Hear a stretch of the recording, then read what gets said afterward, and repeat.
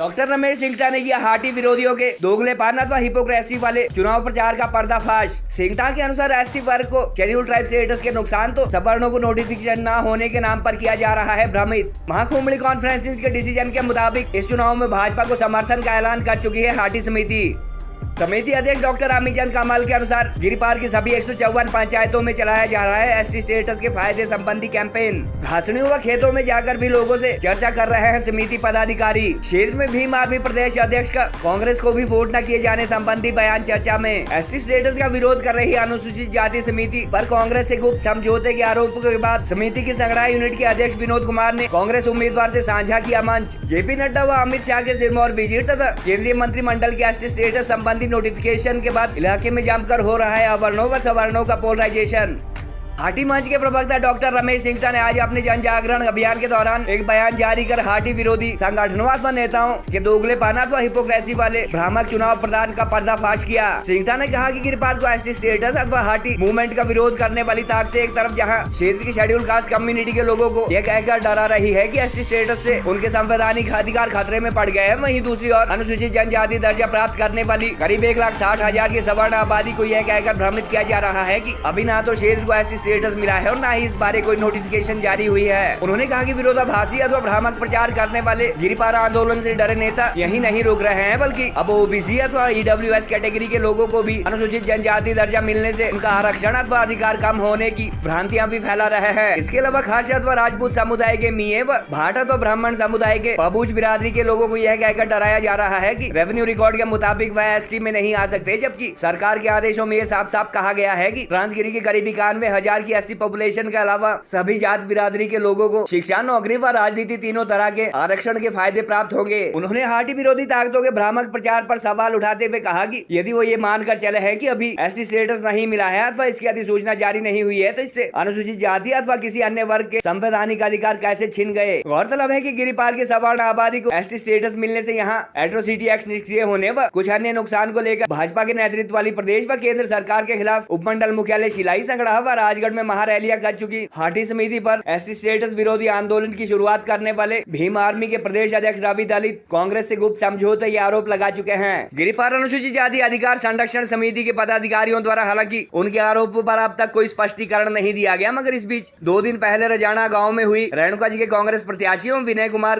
की चुनावी जनसभा में समिति के संगड़ा ब्लॉक यूनिट के अध्यक्ष विनोद कुमार मौजूद रहे। हालांकि विनोद ने फोन पर हुई बातचीत में स्पष्ट किया कि वह स्थानीय पंचायत के प्रधान होने के नाते विधायक का स्वागत करने उनके कार्यक्रम में पहुंचे थे। गौरतलब है कि कुछ दिन पहले शिलाई के कांग्रेस विधायक हर्षवर्धन चौहान व रेणुका के विनय कुमार गिरिपार को एसटी स्टेटस संबंधी फाइनल नोटिफिकेशन से पहले भाजपा द्वारा चुनाव में इस मुद्दे को भुनाए जाने की निंदा कर चुके हैं और उनके इस बयान के बाद हाटी समिति अध्यक्ष व अन्य पदाधिकारी कई बार कह चुके हैं कि क्षेत्र को एसटी स्टेटस मिल चुका है और शिलाई व संगड़ा आदि में इलाके के दोनों कांग्रेस विधायकों व आला भाजपा नेताओं की मौजूदगी में एसटी स्टेटस मिलने पर इस चुनाव में भाजपा को समर्थन का डिसीजन लिया गया था। गौरतलब है कि गत 20 अगस्त को भाजपा के राष्ट्रीय अध्यक्ष जेपी नड्डा तथा 15 अक्टूबर को केंद्रीय गृह मंत्री अमित शाह द्वारा अपने सिरमौर विजिट के दौरान एसटी स्टेटस को गिरिपार की आने वाली पीढ़ियों के लिए भी बड़ी सौगात बताए जाने तथा 14 सितंबर को केंद्रीय मंत्रिमंडल द्वारा 1,60,000 की क्षेत्र की सवर्ण आबादी को एसटी स्टेटस संबंधी मंजूरी दिए जाने के बाद से इस इशू को लेकर गिरिपार में जमकर पोलराइजेशन भी हो चुका है और हाटी समिति जहां भाजपा के समर्थन का ऐलान कर चुकी है, वहीं अनुसूचित जाति समिति पर भी कांग्रेस से गुप्त समझौते के आरोप लग चुके हैं।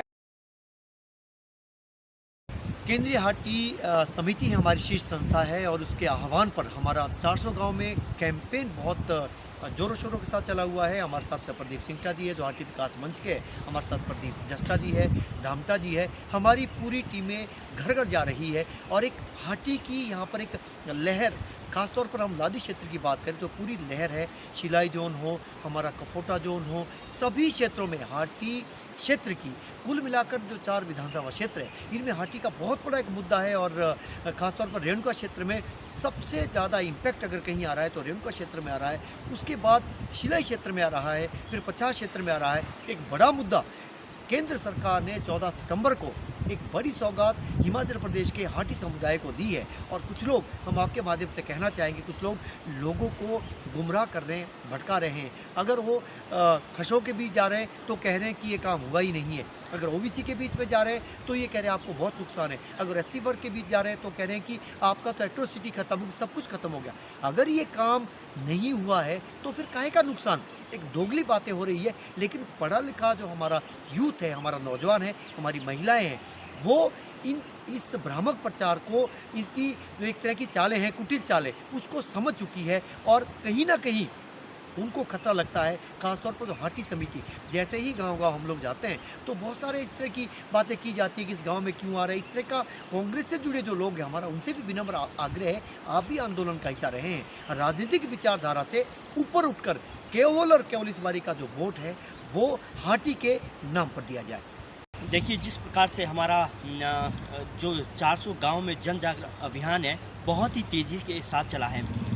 इसमें तमाम चीज़ें हो गई हैं कि केंद्र की जो सरकार है उसने 14 सितंबर 2022 को गिरिपार का जो हाटी समुदाय है उसको बहुत ही अमूल्य सौगात दी है। लोगों को अब आभास होने लगा है, हाटी की लहर चल पड़ी है। जो हाटी विरोधी ताकतें हैं इस चुनाव में ध्वस्त होने वाली है और लोगों के साथ जो इन्होंने अन्याय किया है 60 सालों से, उसका जवाब 12 नवंबर को अपने मतदान के रूप में हाटी जो समुदाय है वह करेगा। क्योंकि जो लंबी लड़ाई थी उसका जो सफल प्रयोग या सफलता हमें मिली है वो माननीय मोदी जी, माननीय जयराम जी और बलदेव सिंह तोमर जी के सराहनीय प्रयासों से हम सफल हो पाए हैं। इसके अतिरिक्त जितने भी हमारे केंद्रीय हाटी समिति के लोग थे उन्होंने भी अपना तन मन धन से इसमें महत्वपूर्ण योगदान दिया था।